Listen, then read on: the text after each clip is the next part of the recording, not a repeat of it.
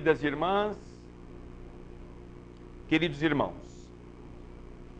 Saudamos não apenas aqueles que estão aqui nesse instante, mas a todos os que nesse momento compartilham conosco da TV Alvorada Espírita, em todas as partes do Brasil e também nos países do mundo. Abraçando-os com o carinho daqueles irmãos que, mesmo distantes, podem fazer vibrar no coração a mensagem da esperança, com a qual Jesus procura reerguer as criaturas. Recordamo-nos dos processos de libertação do povo hebreu, nos tempos longínquos do cativeiro egípcio, quando lá colocados como escravos por vários séculos, conseguiram conquistar, ao peso de dolorosos pesares para os egípcios, a liberdade, sendo então recambiados ou liderados pelo caminho desértico e hostil por Moisés, que tinha a dolorosa tarefa de encaminhar um contingente numeroso, não apenas de um país ou de uma região da terra para outra, mas muito mais de liderar a transição de um estilo de ser para outro, de um modo de viver para outro, de uma filosofia de vida acostumada a certos padrões do cativeiro egípcio para um outro, que era aquele que motivara, nas explicações que os Espíritos nos dão destes processos, motivara a eleição temporária de um povo para que nele, já trabalhadas as noções filosóficas da unicidade de Deus, pudessem ser semeados princípios mais elevados na compreensão das leis do universo. No entanto, mais fácil seria empurrar o povo de uma região para outra, à custa de milagres, à custa de atitudes que espantassem pelo sobrenatural, do que efetivamente conseguir fazer com que os que lá no Egito compartilharam de todos os vícios próprios das crenças do cativeiro, conseguissem libertar-se deles, conseguissem vencer suas inclinações. Era mais fácil empurrar o povo pelo deserto do que mudar no interior da mente das pessoas que o compunham aquilo que elas estavam acostumadas a fazer. Moisés, então, não se limitando a apresentar ao faraó os vaticínios terríveis que viriam a incidir sobre o povo egípcio caso não fossem libertados os hebreus, obviamente fruto de uma força sobre-humana àquela conhecida naquele período, Moisés não se limita apenas a apresentar ou a rogar suas pragas, coisas que eram assustadoras, e graças a ela obter a liberdade. Não, Moisés leva o povo e se submete à ação superior de um Deus, o único, segundo a crença dos hebreus da época. E através do deserto, tem que vencer obstáculos terríveis, como a falta de alimento. E o maná do céu abastece o povo. Não havia venda, não havia plantação, não havia como semear e colher. Era preciso andar. Então, todos os dias, conta-nos a Escritura que na porta de cada tenda, dentro de algum cesto, de algum recipiente que ali fosse colocado, surgia uma farinha que ali era depositada como se fosse o sereno da noite e que servia para alimentar a todos. Tendo o obstáculo pior para vencer, o mar, o povo vê surpreso a força daquele Deus único, da sua nacionalidade, abrir o oceano ou o mar ali, que para eles parecia imenso, e eles passam. E, vendo logo a seguir o exército egípcio a buscá-los, arrependido que estava o faraó de tê-los libertado, veem também que sobre os egípcios o Deus de Israel faz o mar fechar-se, protegendo a fuga e afogando os que queriam de novo impor sobre os escravos o jugo do Egito. Tudo isto seria suficiente para impressionar a qualquer um. Maná do céu,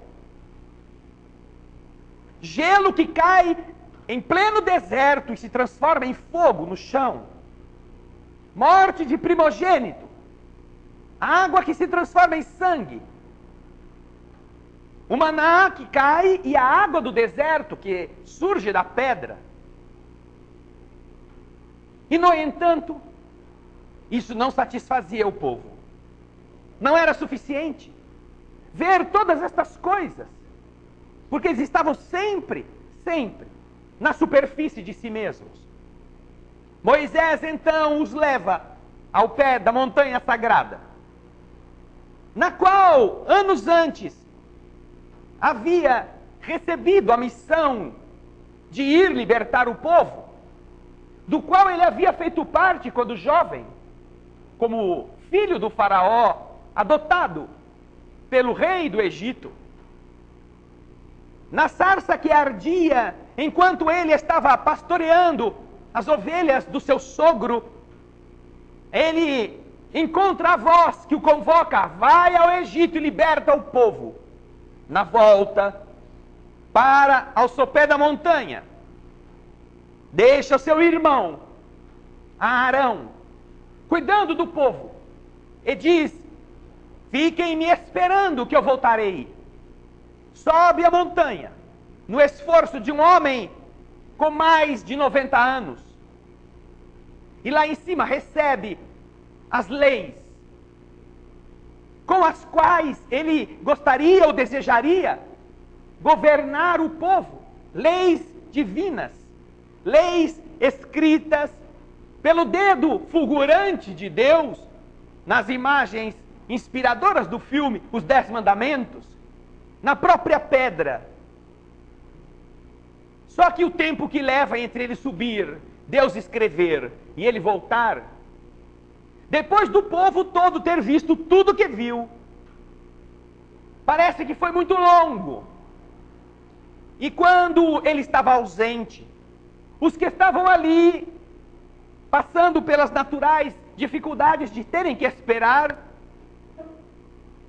tiveram a ideia de fazerem um bezerro de ouro, reunirem os braceletes, reunirem as riquezas que conseguiram trazer do Egito e construírem um símbolo que eles vissem. Aquilo que já era muito comum no Egito. Não bastou abrir o mar, não bastou comer do maná do céu, não bastou a praga que libertou o povo, não bastou nada, nenhuma dessas grandes manifestações divinas.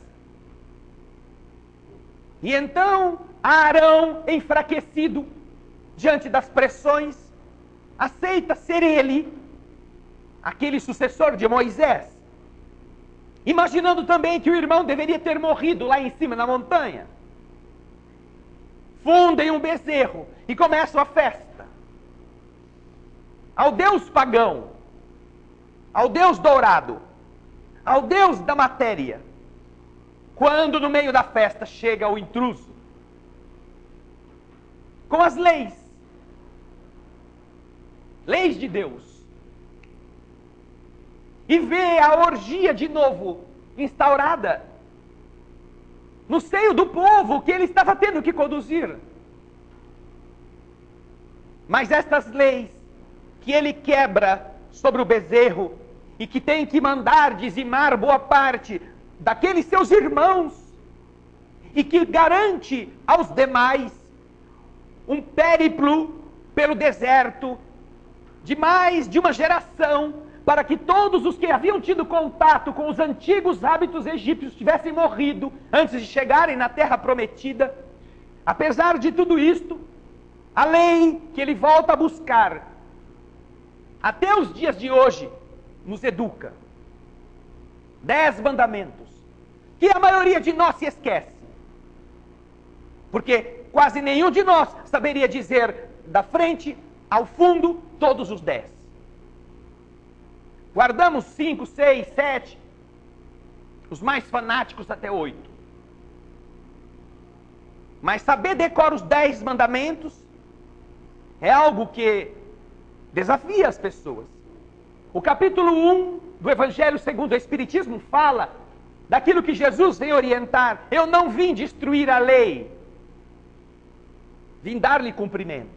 Mas ao falar isso, não se refere à lei mosaica, às leis que Moisés escreveu no Pentateuco, nos 5 livros básicos, do Código Civil mosaico. Não a esta lei, que era o fruto da sua época, das necessidades do seu povo, das disciplinas que eram imposição de uma ordem divina, que na verdade era a intimidação. Jesus vem confirmar a lei moral, que está aí representada nos 10 mandamentos. E se você contar nos 10 mandamentos, quantos não existem nele? Entre não e a outra palavra que também tem um sentido negativo, Enem. Enem não é esse exame do curso médio, não. Enem, não. É porque os 10 mandamentos dizem, você não deve fazer isso, e nem aquilo, e nem aquilo, e nem aquilo, e nem aquilo.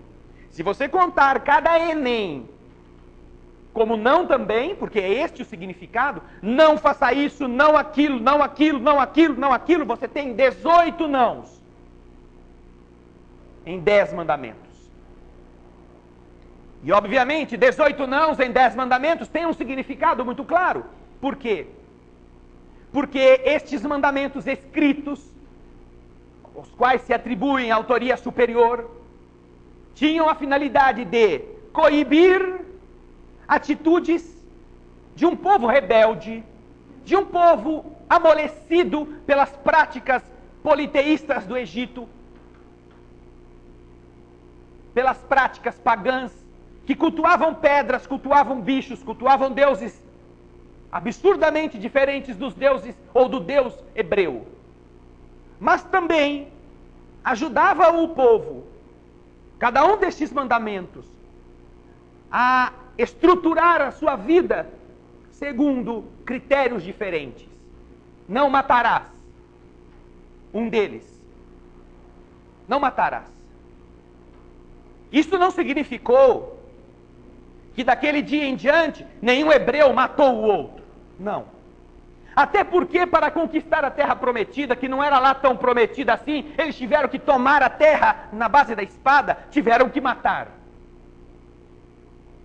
Então, na própria atitude de matar, eles estavam infringindo o mandamento que dizia não matarás. Mas, apesar de terem que ter feito isso, e entre eles mesmos, naturalmente, continuarem a se matar, havia referência de ordem superior, de que matar é contrário às leis do universo. Que nós não devemos tirar a vida do próximo, não furtar. Porque existia essa regra se não houvesse ladrões? Por que existiria uma determinação? Não furtar. Se você não precisasse, contar com a cobiça dos outros.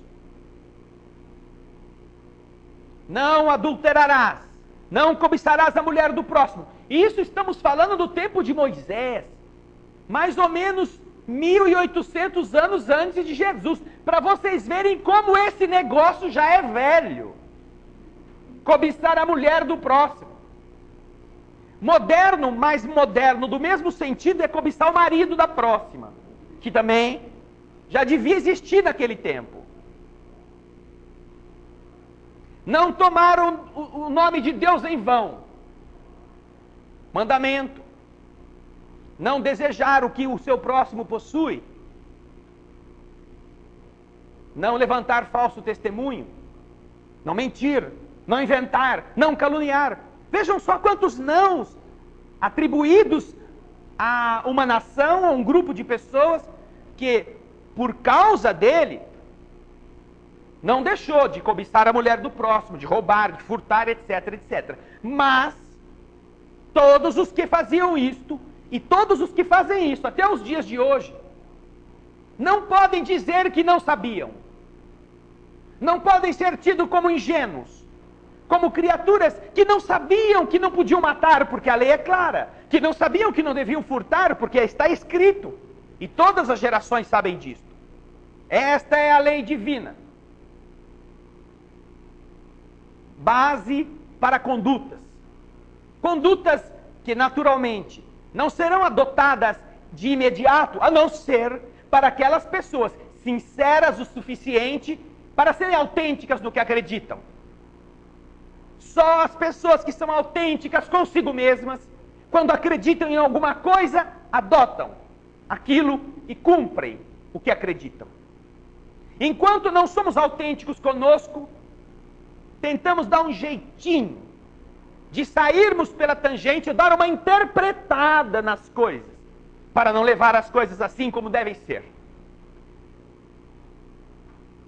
Quando Jesus se prepara para vir à Terra, 1800 anos depois de Moisés, o mundo espiritual se coordena para transformar a humanidade, pelo menos no período em que o Divino Mestre estaria no mundo, organizando as sociedades de então, segundo critérios mais elevados. Imensas legiões de espíritos renascem, empenhados em auxiliar a transformação do ambiente terreno. Entidades perversas das mais cruéis são recolhidas, são detidas temporariamente pelas inteligências que governam estes ambientes tenebrosos, para que não fizessem com que a mensagem que Jesus deixaria no mundo, embrionária no começo, fosse pisoteada ou fosse esmagada pela pressão psíquica das entidades inferiores que não aceitariam. Espíritos de escol vêm ao mundo tomar um novo corpo, ajudar o planejamento de toda esta jornada evolutiva. E isto não apenas nos 15 dias que antecederam o nascimento de Jesus, mas séculos que antecederam a chegada do Divino Amigo. Encontramos filosofias que eclodem por toda parte, falando da necessidade altruísta, da transformação verdadeira do homem, do conhecimento de si mesmo, na busca dessa renovação, que partindo de si próprio faça o mundo ser diferente.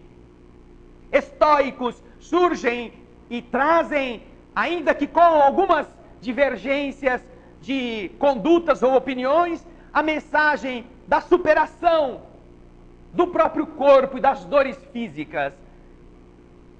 Surgem nas filosofias as figuras de Sócrates, de Platão, precursoras da mensagem cristã, como o próprio Allan Kardec e os espíritos superiores demonstram na introdução do Evangelho segundo o Espiritismo.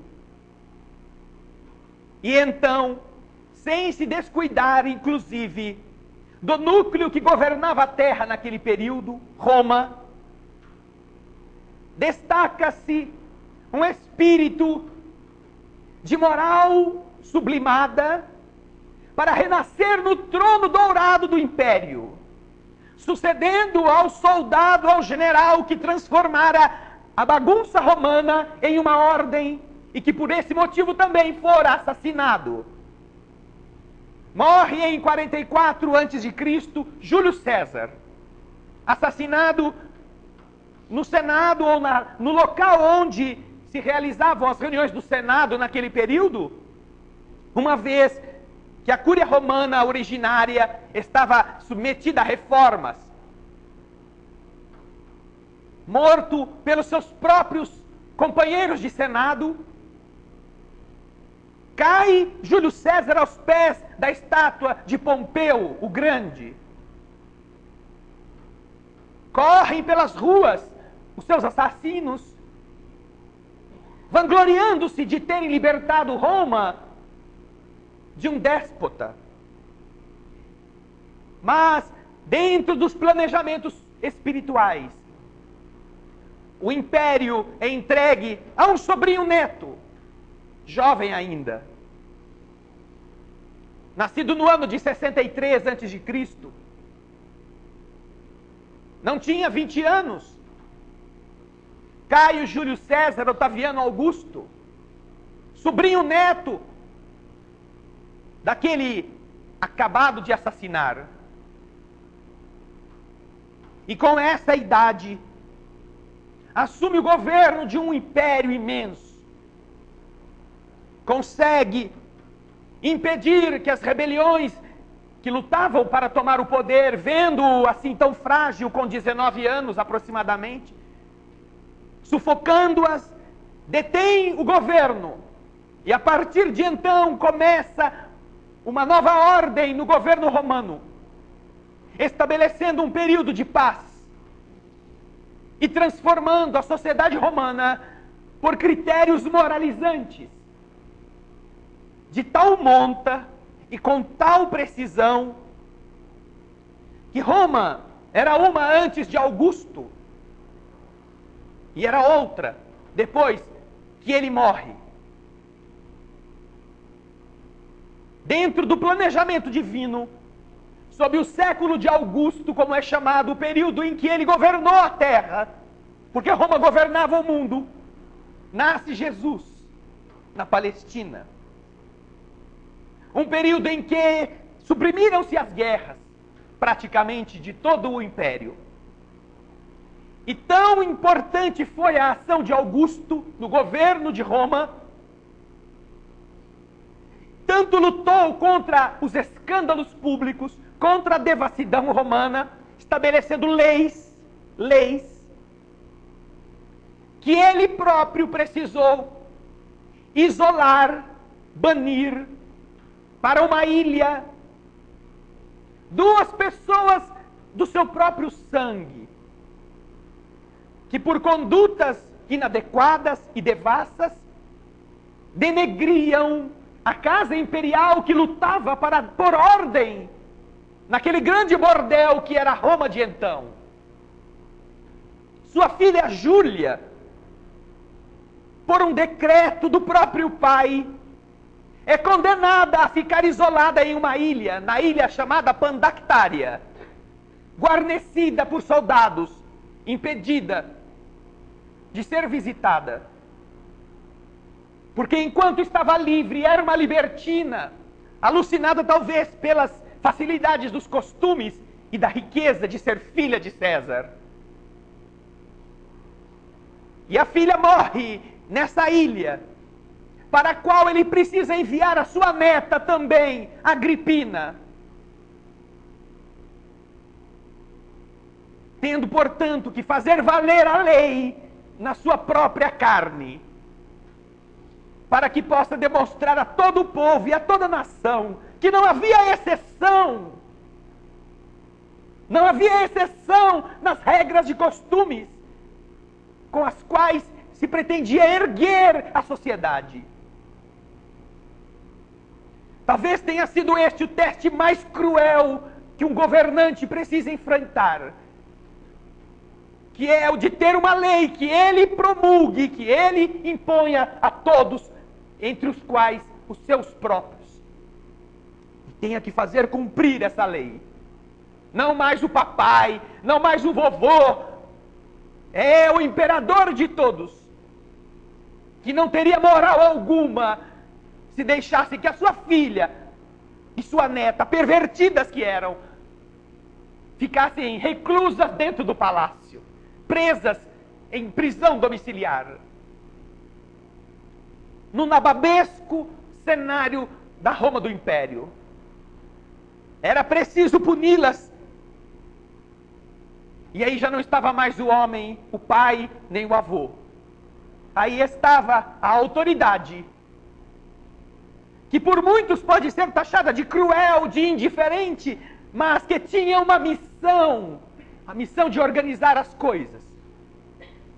Entre os seus sucessores, ele que não conseguira filhos nem netos, porque a sua filha, mesmo devassa, e mesmo lhe tendo dado 2 netos, gestados de um casamento arrumado com o seu braço direito, Marco Agripa, esta filha e estes netos, a filha estava, portanto, alucinada, presa na ilha, e os netos, não se sabe por que mistério, acabaram morrendo os 2. Lívia, a sua esposa predileta, a primeira, a quem ele tinha uma verdadeira afeição e ela sobre ele um verdadeiro domínio. Tinha 2 filhos de um casamento anterior, entre os quais estava o jovem Tibério, que não era filho de Augusto, mas era filho de Lívia. E naturalmente, como toda boa mãe, desejando que o seu filho é que seja o sucessor, deve ter tido alguma coisa a ver com a morte dos netinhos lá, os filhos da Júlia. Mas o que se sabe ao certo é que Tibério, desde jovem, era aliado do imperador e era por ele colocado para tomar conta de certas áreas da atividade romana. E jovem ainda, tendo que fazer-se por si mesmo, Tibério, filho de Lívia, enteado, portanto, do imperador Augusto, não sucessor direto dele, porque não era sangue do seu sangue, foi nomeado como responsável pela fiscalização do comércio da capital romana. Roma era uma comunidade interessante. Estava colocada a aproximadamente 28 quilômetros do litoral, do mar Adriático. Daquele golfo onde Óstia, como porto principal, não é o mar Adriático não, é o do outro lado, perto das ilhas de Córcega e Sardenha, que agora me foge o nome. Óstia era o porto principal, onde desaguava o rio Tigre. O Tibre vinha de Roma, passando por Roma e desaguava lá. E as barcaças com todos os produtos que chegavam do império para abastecer a capital, tinham que subir o rio Tibre, levada pelos comerciantes. E olha que coisa nova para nós. O que acontecia é que chegava o trigo no porto, e quem dizia que os comerciantes ou os navegadores soltavam as barcaças para abastecer Roma? Não. Eles já sabiam naquele tempo, e olha que gente inteligente, que quanto menos produto tem disponível, mais caro fica o produto. Então o que faziam? Especulavam com todas as mercadorias que chegavam em Óstia, para que em Roma, 28 quilômetros acima, o preço delas subisse. E só quando no mercado em Roma os preços estavam no valor que eles queriam, eles soltavam o barquinho ia lá e chegava, e abastecia um pouquinho. Você imagina que uma cidade com 1 milhão de habitantes, no tempo de Jesus, que era aproximadamente o tamanho de Roma naquela época, como não ficava a inflação ou os problemas comerciais. Tibério, enteado de Augusto, fora encarregado para organizar esse sistema. E então, uma das suas frases lapidares é esta: eu não posso obrigar que os homens sejam bons, mas eu posso obrigá-los a que se conduzam bem. Vejam a diferença dos conceitos. Eu não posso obrigar que os comerciantes sejam bons, e que por serem humanos, não deixem os habitantes de Roma sucumbirem aos custos elevados dos grãos que chegam aqui baratos e que poderiam matar a fome. Mas eu posso obrigá-los a se conduzirem como devem. E então Tibério impôs leis, sancionando multas pesadas para aqueles que, com o dever de transportar as mercadorias, não o fizessem no prazo estabelecido. E com base na lei, ele regulou o abastecimento de Roma. Porque aqueles que não a cumprissem estariam submetidos às punições adequadas, seja em pecúnia, em moeda, seja em prisão, infratores das políticas adequadas, eleitas como as melhores para diminuir os problemas da metrópole romana, beneficiando somente o grupinho dos que detinham o transporte, em prejuízo de toda a comunidade. Lei, eu não posso obrigar, não posso obrigar que os homens sejam bons, diz Tibério. Mas posso obrigar que eles se conduzam bem. Estou sendo informado aqui pelos nossos assessores nos bastidores que o mar a que me referi, o mar do Porto de Ostia, se chama Mar Tirreno. Obrigado, Raul. É esse mesmo.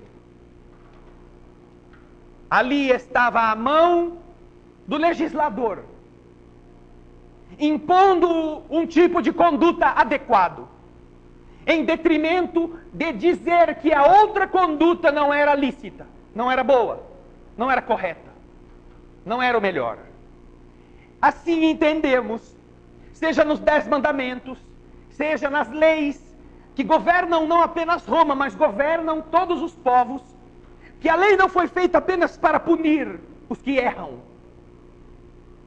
A lei foi feita também para indicar condutas, para preservar a sociedade de coisas nocivas, de coisas que não são boas. Querem um exemplo vivo do nosso tempo? Todos nós sabemos que a bebida é uma péssima companhia para quem dirige um veículo. Beber e dirigir são duas combinações perigosas.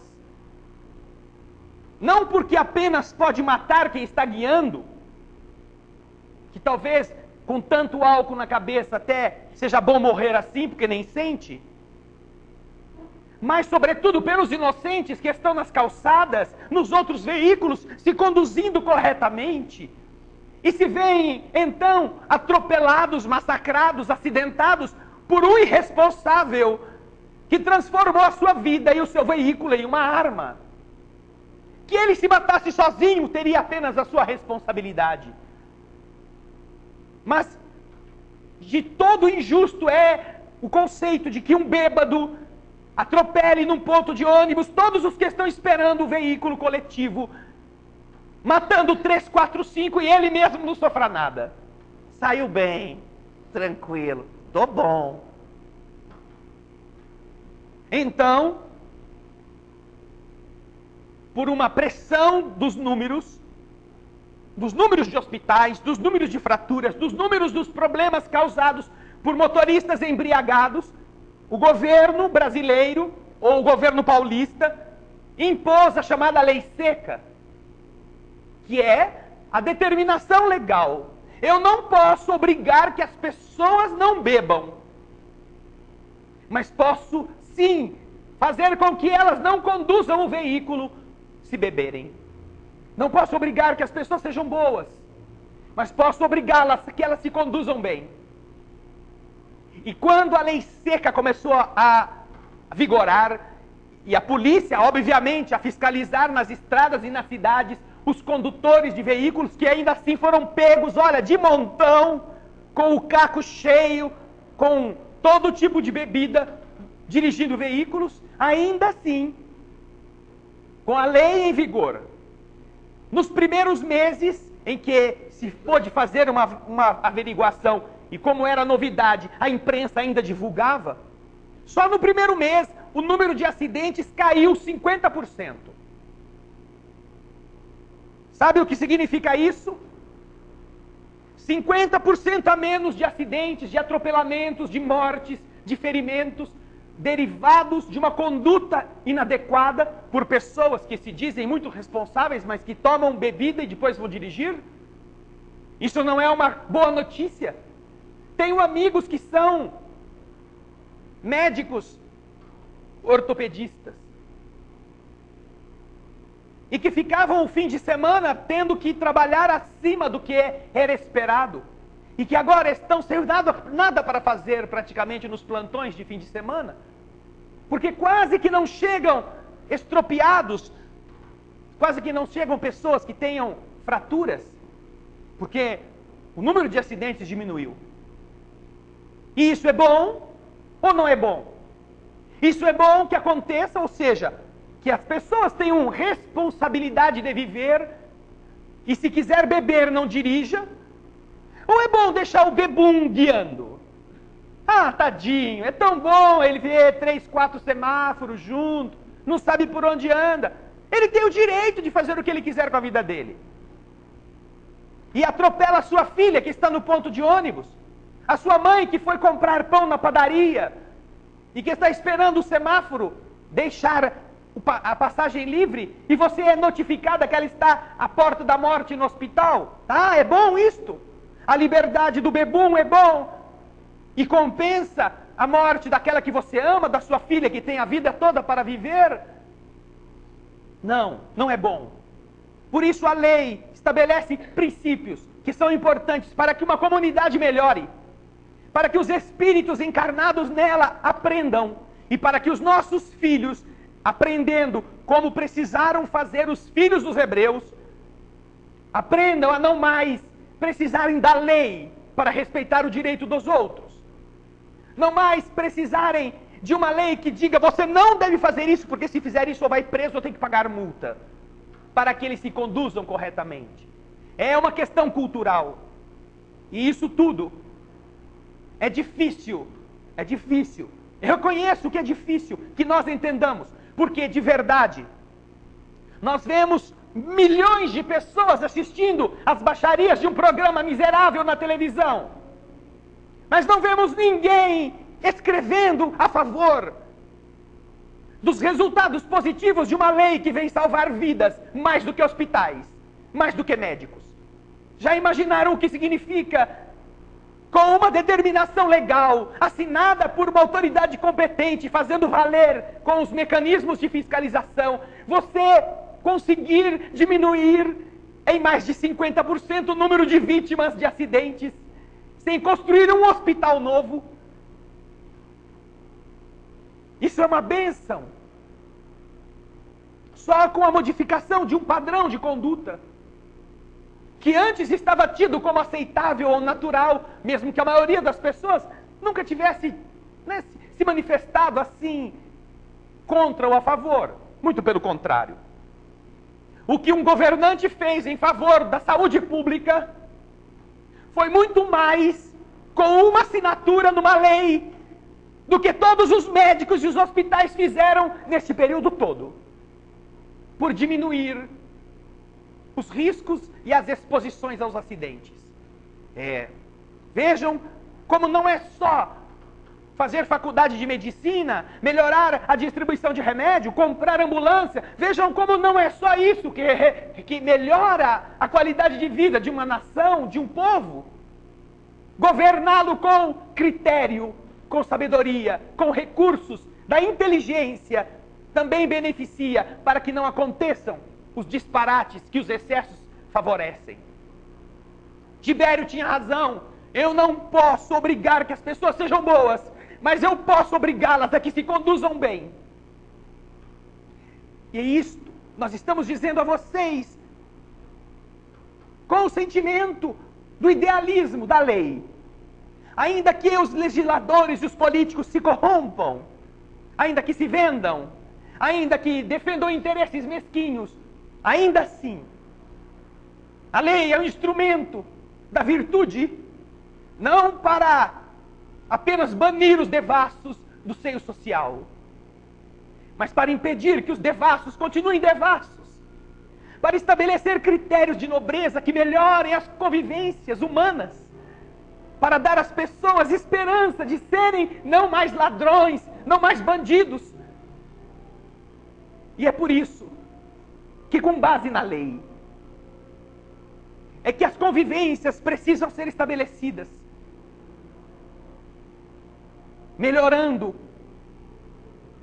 esta tessitura que já não é boa, apesar das leis que existem. Porque a gente ainda não gosta da lei, a gente gosta de fraudá-la. Porque temos alguma vantagem ou vamos conseguir alguma coisa fazendo o que é errado. Mas que desde que a lei não nos pegue, que bom, esperto sou eu. O governo do universo continua dirigindo os destinos humanos. E graças à doutrina espírita, nos tem feito entender que são estas leis. Que leis são estas? E como elas podem construir um mundo melhor com base na responsabilidade individual, com base naquilo que todo mundo busca, justiça equivalente às atitudes de cada um com as intenções que as motivaram. Nenhuma religião é tão clara a esse respeito, na doutrina cristã quanto a doutrina espírita. Mostrando a cada um de nós que as nossas atitudes não apenas produzem reflexos na legislação dos homens, mas que enquanto nós não as corrigirmos, mesmo que tenhamos pago a pena que os homens impuseram, nós não nos teremos quitado diante da lei do universo. Matei uma pessoa, fui preso, confessei o crime, passei 30 anos na penitenciária, saí vivo. Posso dizer, eu paguei a minha dívida? Talvez sim, pela legislação humana. Mas não pela legislação divina. Porque a legislação divina é diferente da visão que os homens têm da lei. A lei humana diz, como dizia Tibério, eu posso impor regras para que os homens se conduzam bem, mesmo que não sejam bons. A lei de Deus não fala isso. A lei de Deus diz que todos nós precisamos aprender a ser bons, não apenas a cumprir a lei. Então, depois de 30 anos na prisão, eu posso ser considerado um homem, um cidadão íntegro, pelas normas do meu país. Mas eu só serei de novo aquele que se sinta inocente na minha consciência, quando eu devolver o que eu tomei do outro, que foi a sua vida. Enquanto eu não reparar o mal que eu cometi àquela alma, eu continuo responsável por ela. E então, quando tirei a sua vida, automaticamente, eu me candidatei a, num futuro, próximo ou distante, devolver essa vida. A minha vítima deverá ser meu filho, de algum jeito, em algum tempo. E aquilo que eu tive de violência para matá-la, e o sofrimento que eu fiz ela passar, eu terei que devolver em amor. Eu terei que resgatar isto. Se matei para tomar o seu dinheiro, ele será de novo meu herdeiro. Eu lhe darei a vida e devolverei a ele todos os bens que eu usurpei. E assim a lei do universo cria mecanismos que estão acima da lei dos homens e que somente a doutrina espírita aborda com clareza, mesmo que as pessoas não creiam nela, por conveniência, por interesse ou por falta de profundidade no entendimento das coisas. Nenhuma outra escola religiosa cristã é tão clara, porque na doutrina espírita voltam os espíritos a dizerem como são as coisas do lado de lá. E vem dizer para nós, aguente firme, aguente a injustiça, aguente o mal que te fazem, mas não faça mal. Porque o mal que você está recebendo com toda certeza você merece, porque já fez alguém sofrer e tem que aprender com ele.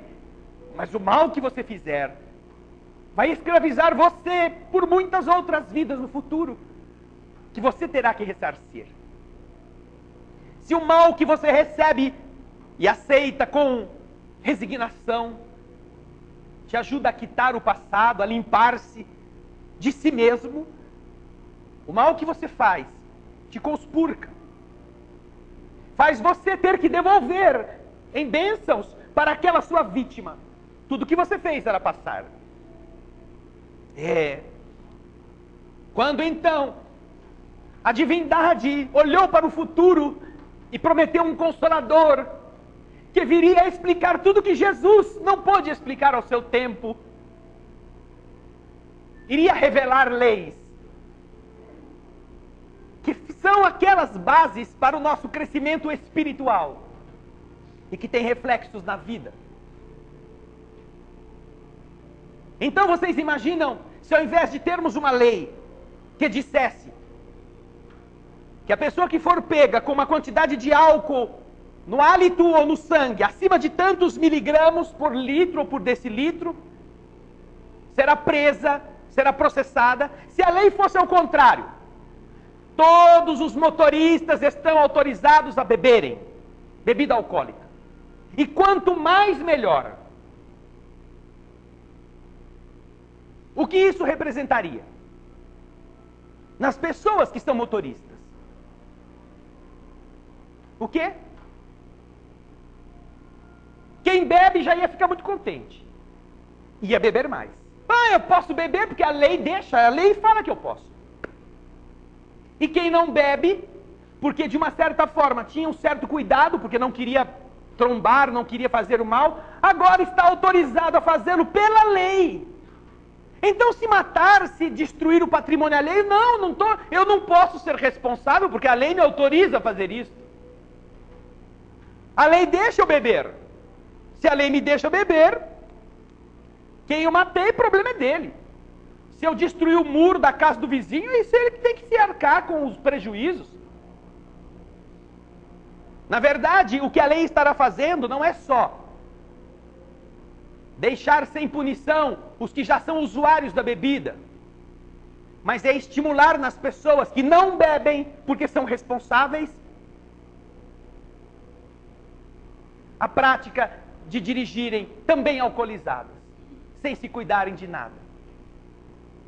Vejam só o disparate das coisas.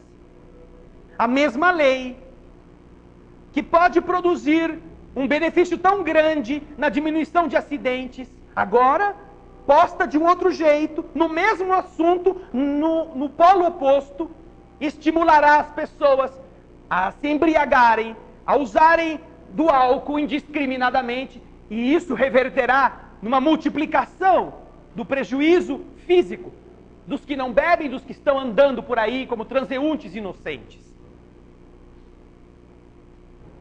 Esse é o efeito da lei na nossa cabeça. A lei me autorizou. Eu estou fazendo o que a lei permite. Eu não estou ilegal. A lei deixou eu beber. Como é que o senhor vai querer me prender? Não vai não, olha, a lei no capítulo tal me dá esse direito, eu tenho direito. E é isto que nós estamos falando hoje. Para que cada um de vocês possa meditar no sentido da lei. Lei humana, lei divina. Naquilo que estão desejando aprovar. No nosso Congresso. A lei de matar. Está escrito no Velho Testamento, não matarás. Jesus vem e manda que nós nos amemos uns aos outros, que nós cumpramos os mandamentos. Não matarás. A inteligência dos homens, bênção de Deus, e os planejamentos dos espíritos superiores, vendo os momentos em que estamos vivendo na terra de agora, permitiram que os homens conquistassem recursos na química ou na medicina, que impedissem que se matasse no ventre. E então a inteligência desenvolveu os métodos anticoncepcionais, que quando a ciência os lançou na década de 50 ou fim da década de 40, dizendo inclusive que eram suficientes para impedir a gestação,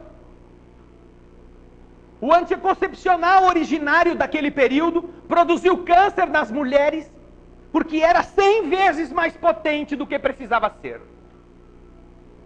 E foi a própria ciência quem o desenvolveu. Depois os ajustes foram sendo feitos até que hoje se consegue, com seriedade, impedir a concepção. A medicina avançou E além dos diversos métodos anticoncepcionais que são os chamados cálculos da tabelinha, que são os processos mecânicos da contenção da ejaculação masculina, através dos diversos mecanismos de retenção do espermatozoide, nas chamadas camisas de Vênus ou condons, nos processos de implantação de DIUs, que alteram o cenário químico do útero feminino, na própria pílula, em forma de pequeno glóbulo de produto hormonal, ou as aplicações debaixo da pele que tem uma duração mais longa, que inibem a ovulação da mulher.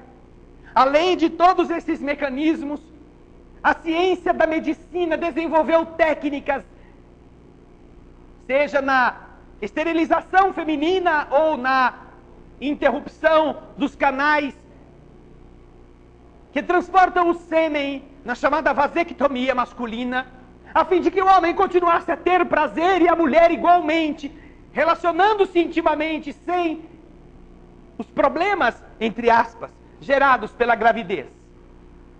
Podemos contar 6, 7, 8 tipos diferentes que a ciência, sob a autorização superior de espíritos que governam a vida, desenvolveu para que a vida não precisasse ser assassinada. E isso não é suficiente? Com que raciocínio nós estaremos defendendo direitos, se esses direitos correspondem àquilo que aprendemos e temos aprendido, que é exterminar a vida, que não pode defender-se? Não é, não, a ação do demônio. Não. É compreensível o desejo de certa parcela da população que quer realizar todas as coisas que vêm à sua mente, sem as responsabilidades daí decorrentes, que propugnem pela aprovação de uma legislação que deixe sem freio nenhum autorização à mulher para tirar a vida que está brotando no seu ventre. Mas por que motivo fazer isto? Se é perfeitamente possível evitar que isso aconteça, sem violar, sem fazer sofrer um novo ser que está ali crescendo. É importante aprovar a lei. Por quê? Porque é importante aos donos de cachaçaria que se aprove uma lei que diga que qualquer motorista pode beber. Porque isso vai aumentar as suas vendas. Mesmo que isso aumente os acidentes e as mortes. Isso vai gerar trabalho para coveiro, trabalho para médicos, vai precisar de mais hospitais, os farmacêuticos vão vender mais remédios. Imagina quanta coisa boa vai surgir de você autorizar os condutores a dirigirem embriagados. Poxa, é um progresso. Na sociedade de consumo temos que produzir e consumir, então quem produz acidentes vai dar uma grande área de tarefas para muitos outros. Será que é isso que nós queremos? Este é o perfil da sociedade civilizada?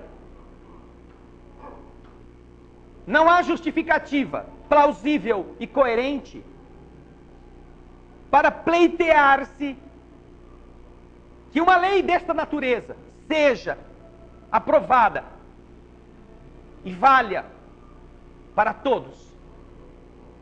Ah, mas é que já tem muita gente fazendo o aborto. É verdade. Já tem muita gente infringindo a lei, é verdade.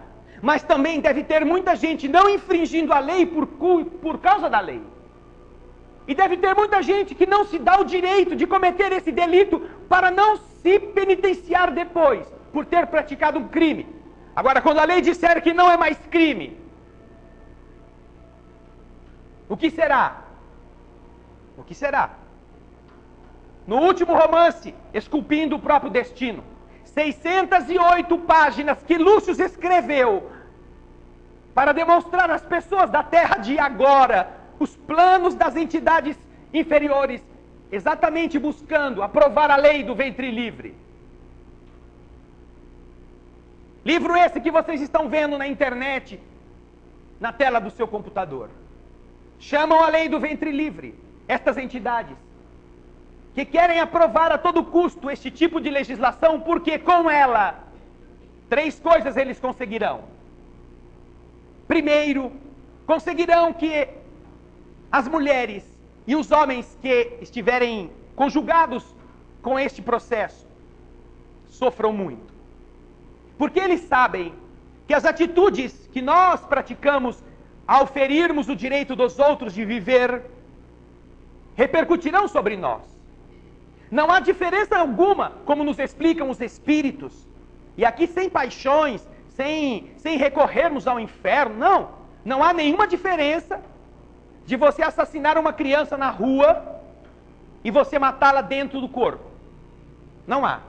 Aliás, há uma agravante em você fazê-lo no seu ventre. Porque a criança na rua ainda pode correr, ainda pode gritar, ainda pode pedir socorro. Mas aquela que está no seu ventre não tem como fazer isso. E todos os sofrimentos que nós produzirmos para outros seres, eles terão que ser reharmonizados depois. Por nós, homens ou mulheres. Portanto, a prática do aborto não é apenas um delito do ponto de vista moral que fere a pessoa que o pratica, como mãe futura que deixou de ser, mas todos aqueles que a ajudam, que a estimularam ou que a forçaram a fazer. Uma das coisas, então, que essas entidades desejam é criar, depois, os complexos de culpa, que são naturais nas mulheres que se submetem a isso, mesmo quando autorizadas pela lei. Porque a lei dos homens termina no cemitério, mas a lei divina prossegue.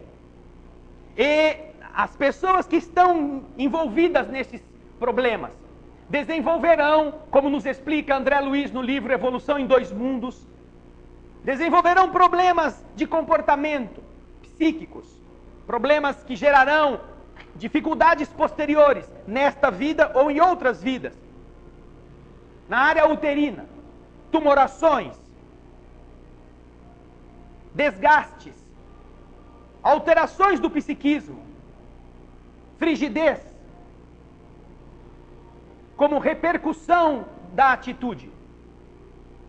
E isto nos ensinam os espíritos que do lado de lá sabem como essas coisas funcionam.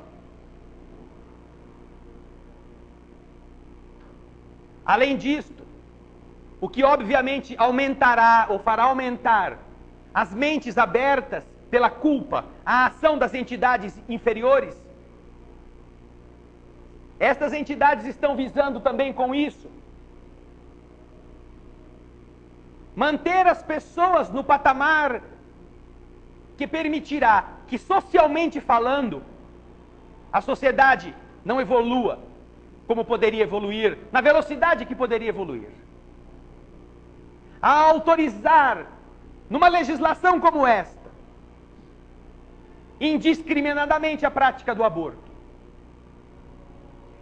Estes espíritos inferiores que também estão lutando contra as entidades luminosas, para não perderem a sua área de influência na vida dos homens, estão querendo garantir os seus adeptos, sobre os quais continuarão impondo suas influências, fazendo demorar mais ainda a implantação de um mundo melhor e, obviamente, fazendo sofrer as pessoas que aceitarem esse tipo de conduta.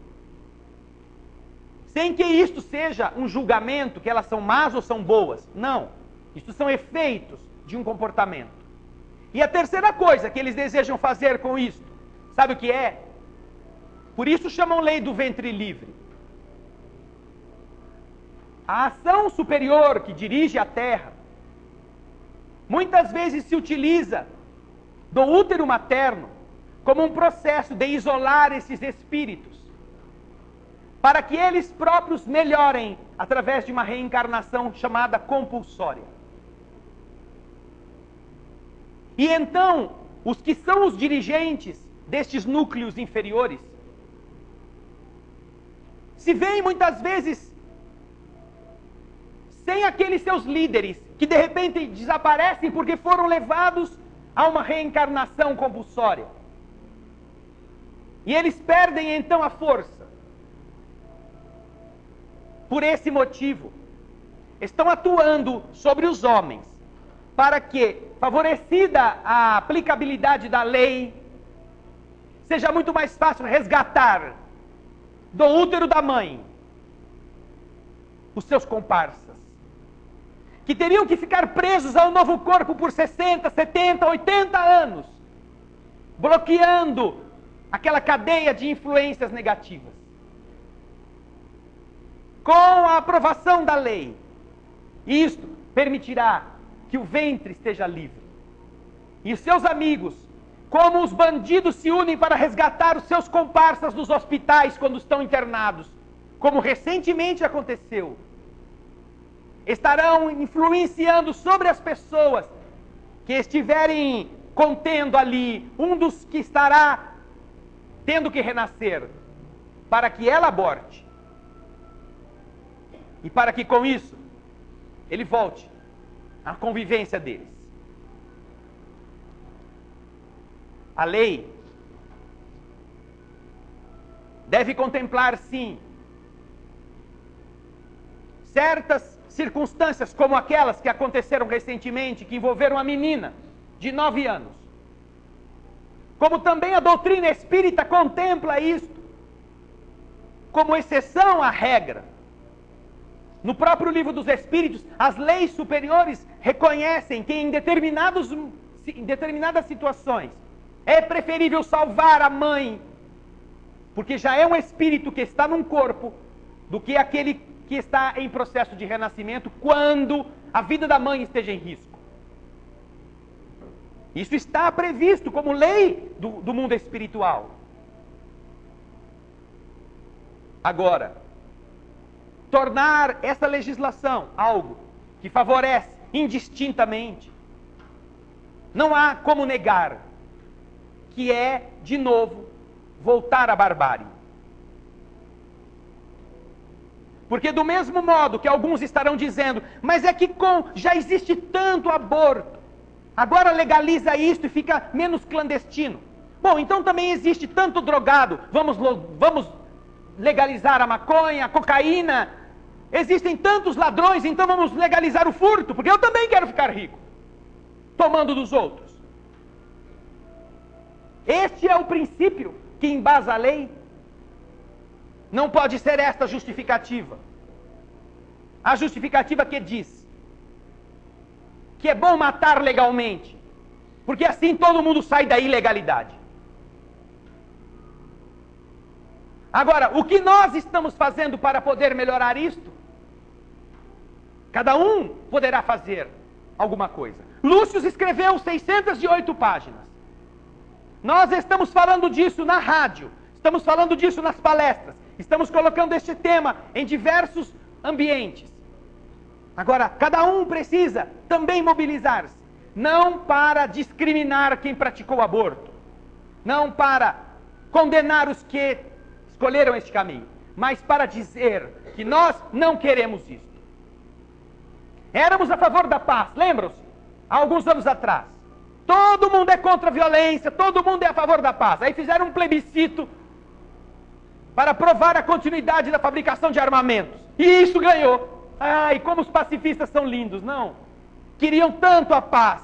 E foram lá e votaram a favor da continuação da fabricação de armas.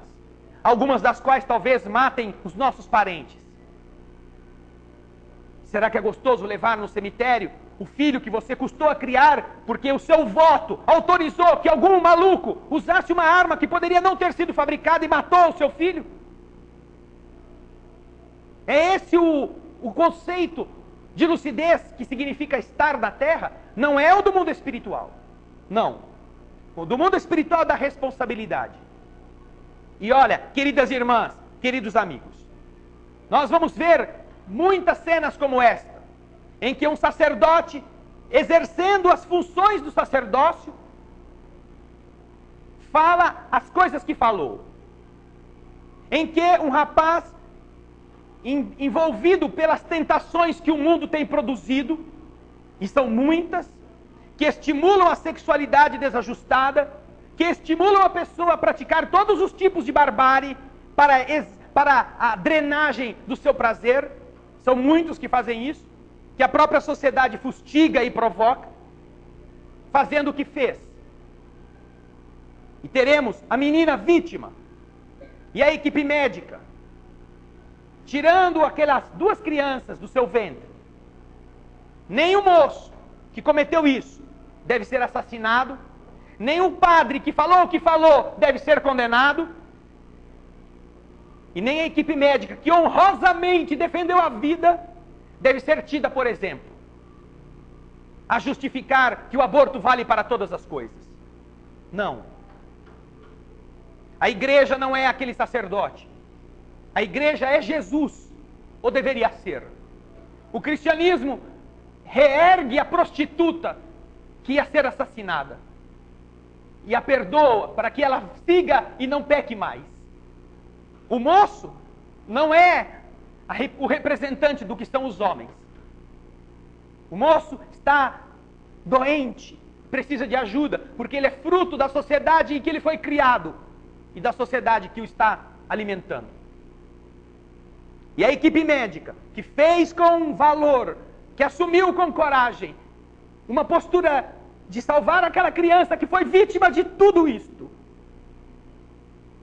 por mais nobre que tenha sido e justa na sua atitude, naquele caso, não serve de exemplo para que se aprove o aborto de todas as crianças que estão nos úteros, porque isso será a salvação da humanidade.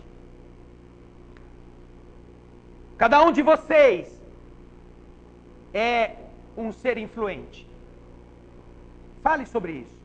Pense sobre isso. Não acredite no que eu estou falando. Mas pense por que você está vivo. Porque alguém não abortou você. Como diz Francisco Cândido Xavier, em entrevistas, neste livro, em uma entrevista que deu à televisão, em 1983, e lhe foi perguntado sobre isso, nós encontraremos a postura de Francisco Cândido Xavier representando o humanismo espírita e cristão. Postura esta que hoje à noite estaremos comentando na palestra das 20 horas, para aqueles que estiverem aqui e para aqueles que estiverem na internet. Lembrem-se, vocês não são pacientes dos espíritos. Vocês são espíritos que estão na vida para ajudarem Jesus e ajudarem os espíritos a implantar esperança no coração dos aflitos. Não para nos valermos de uma indústria da morte, de inocentes, com a qual os adultos, ou os que se pensam adultos, queiram resolver os seus problemas de prazer desregrados. Pensem nisso. Muita paz.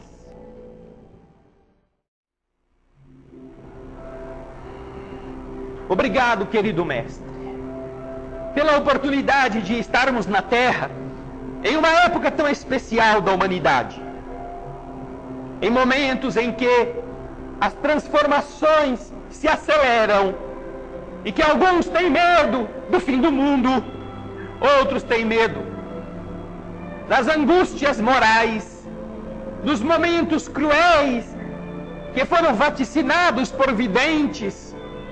Alguns se deixam arrastar pelo oportunismo, pela luta sanguinolenta dos egoísmos.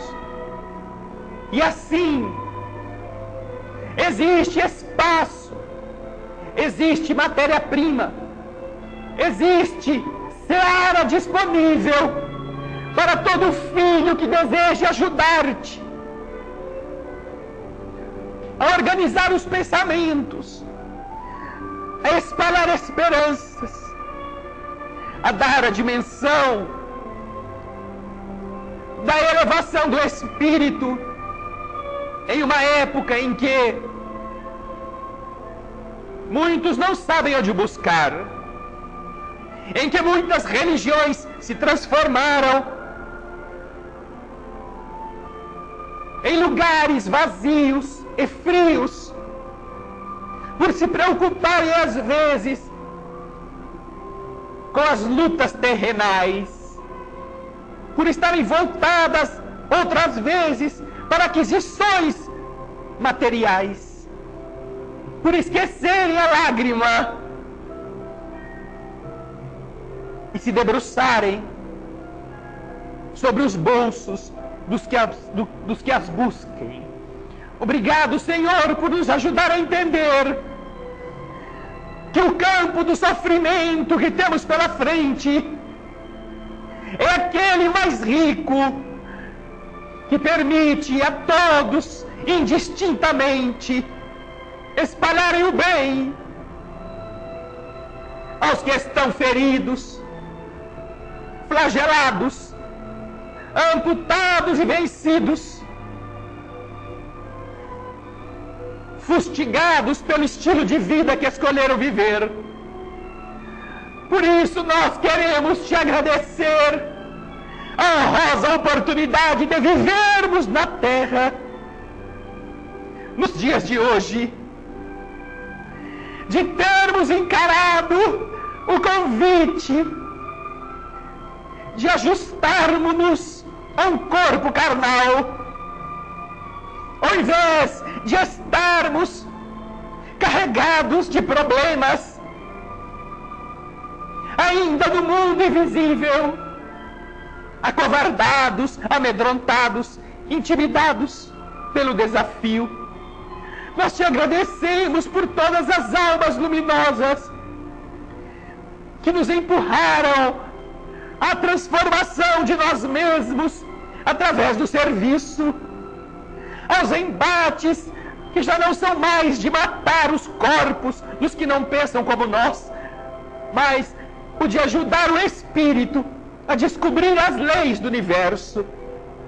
Obrigado, Senhor, pela honrosa ocasião de podermos mais uma vez entoar a canção que nos pede, que vos pede, que nos ensine não apenas a trabalhar, mas que nos dê o gosto do serviço como sublime compromisso. Almas do céu, ouvi o doce canto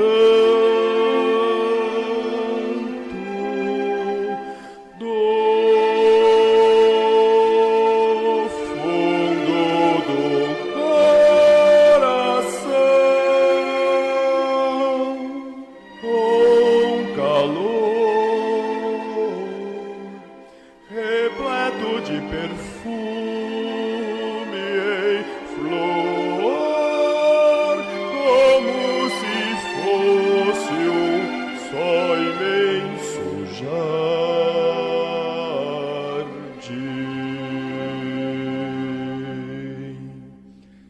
É a voz do bem que o Cristo tem para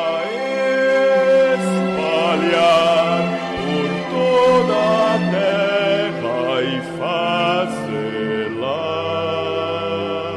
cantar.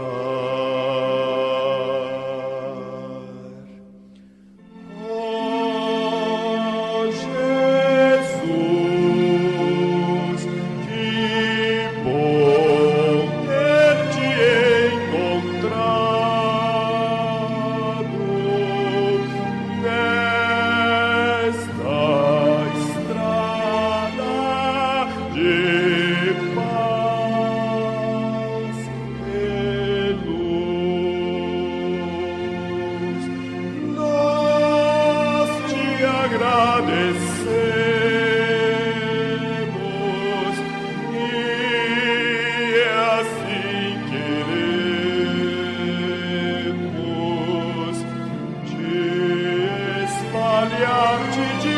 Jesus.